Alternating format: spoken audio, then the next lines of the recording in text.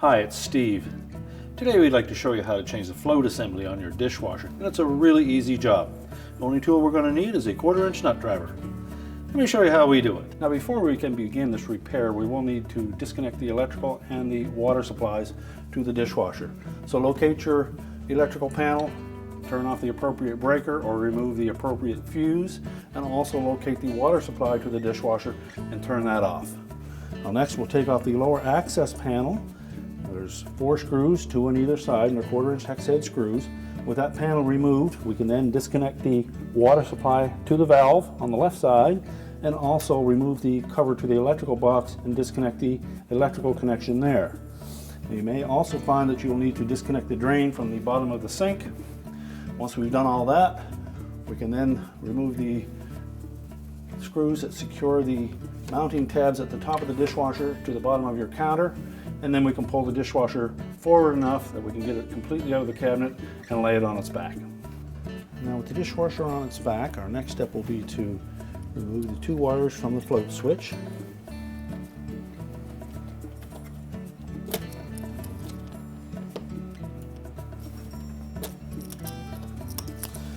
And then we'll just lift up on this cover that holds the bottom of the float to the switch. Just release that little tab, pop that open, and then remove the 1/4" screw from the bottom.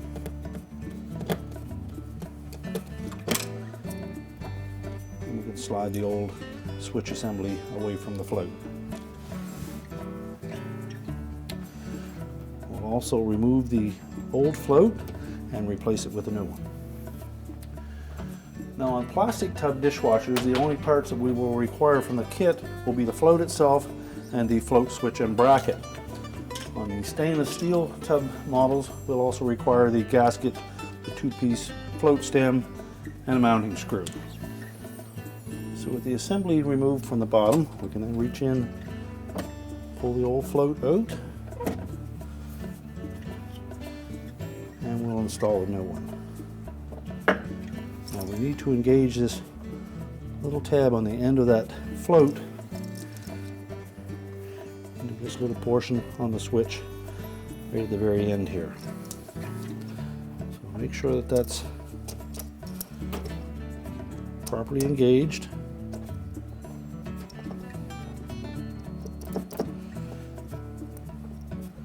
And then we can set that back into position.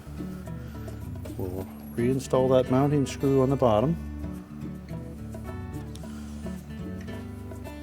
We'll just check the operation by lifting that float up and down.